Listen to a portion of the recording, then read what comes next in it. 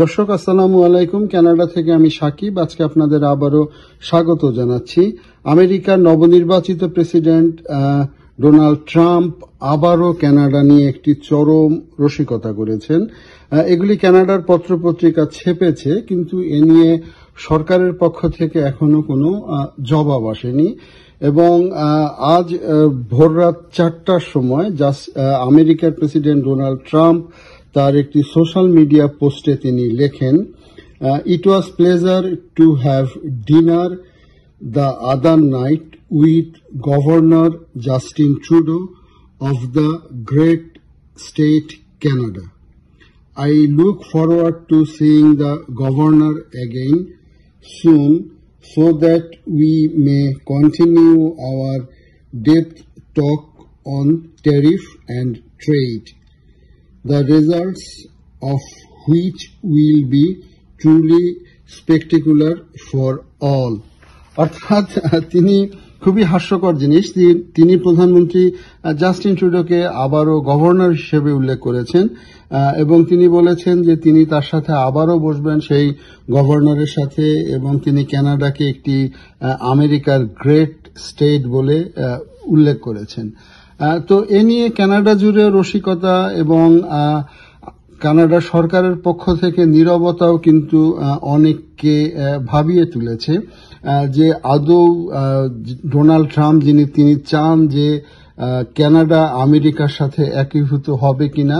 এই ধরনের যে কথা তিনি প্রথমে একটি ডিনারে বলেছিলেন ডোনাল্ড ট্রাম্প, তারপরে তিনি কানাডার পতাকা নিয়ে একটি এআই জেনারেটেড পিকচার দিয়েছিলেন এবং সেখানে তিনি দাঁড়িয়েছিলেন। তো তার এই অসম্ভব কথাবার্তা, সেই কথাবার্তাগুলো নিয়ে কানাডা জুড়ে আসলে ট্রলটা বেশি হচ্ছে ডোনাল্ড ট্রাম্পকে নিয়ে।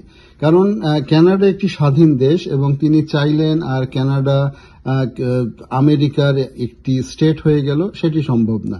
আর অন্যদিকে ফক্স নিউজ নামে একটি মিডিয়া রয়েছে, তারা আরও এক সরেস এগিয়ে এবং তারা ডোনাল্ড ট্রাম্পের সাথে সুর মিলিয়ে ইতিমধ্যে কানাডাকে দুই ভাগ করে ফেলেছেন এবং একটি ভাগে তারা লিবারেলদের শাসন চান এবং আর একটি ভাগে তারা কনজারভেটিভদের শাসন চান। তো সব মিলিয়ে এখন পর্যন্ত ডোনাল্ড ট্রাম্প ক্ষমতায় আসেন নাই। ডোনাল্ড ট্রাম্প ক্ষমতায় না আসার আগে তিনি অলরেডি ঘোষণা দিয়েছেন কানাডা থেকে যে সমস্ত প্রোডাক্ট আসবে তার উপরে তিনি 25% ট্যারিফ বসাবেন, এবং সব মিলিয়ে এই অবস্থা কিন্তু কানাডাকে ভাবিয়ে তুলেছে। আর অন্যদিকে একটু বলি যে সেটা হচ্ছে যে আমেরিকা একটি বড় বাজার হচ্ছে কানাডা, এবং কানাডা থেকে ইতিমধ্যে টুকটাক শুরু হয়ে গিয়েছে আমেরিকান পণ্য বয়কটের ডাক। যদি সত্যিকারেরই 25% ট্যারিফ যদি ঘোষণা করে তাহলে কানাডাও বসে থাকবে না। ওয়ালমার্ট বলেন, কস্কো বলেন, ম্যাকডোনাল্ডস বলেন, অর্থাৎ কানাডার যে বড় বড় জায়ান্ট ব্যবসায়ী সবই কিন্তু ইউএসএর, এবং তাদের প্রোডাক্টের উপরও যদি কানাডা অতিরিক্ত ট্যারিফ বসায় তাহলে তাদেরকে ব্যবসা গুটিয়ে কানাডা থেকে চলে যেতে হবে, এবং সেক্ষেত্রে কানাডায় নতুন নতুন ব্যবসা বাণিজ্য কিন্তু শুরু হবে এবং এক্সিস্টিং যারা ব্যবসা করছে তাদের ব্যবসাগুলিও ব্লুমিং হবে। কারণ আমেরিকা থেকে কানাডায় পাঠাতে খরচ কম হয়, শুধুমাত্র সড়ক পথে পাঠিয়ে দেয় এবং বিনা ট্যাক্সে আসে।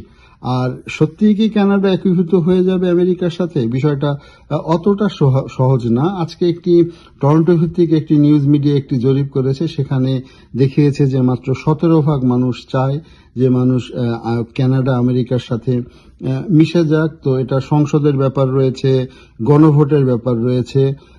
আদৌ ক্যানাডিয়ানরা এই জিনিসটা চাবে কিনা সে বিষয়ে আমার যথেষ্ট সন্দেহ রয়েছে, কারণ কানাডা একটি প্রাউড নেশন হিসাবে পৃথিবীতে টিকে আছে এবং ডোনাল্ড ট্রাম্প যত যাই করুক না কেন বিষয়টি আসলে তার জন্য দিবাস্বপ্ন, এবং তিনি যদি এই ধরনের ট্যারিফ বসান ইউএসএর ইকোনমিতেও ক্ষতি হবে। একজন প্রাউড ক্যানাডিয়ান হিসাবে আমি ডোনাল্ড ট্রাম্পের এই ধরনের অসংলগ্ন কথাবার্তার তীব্র নিন্দা জানাই। ধন্যবাদ সবাইকে।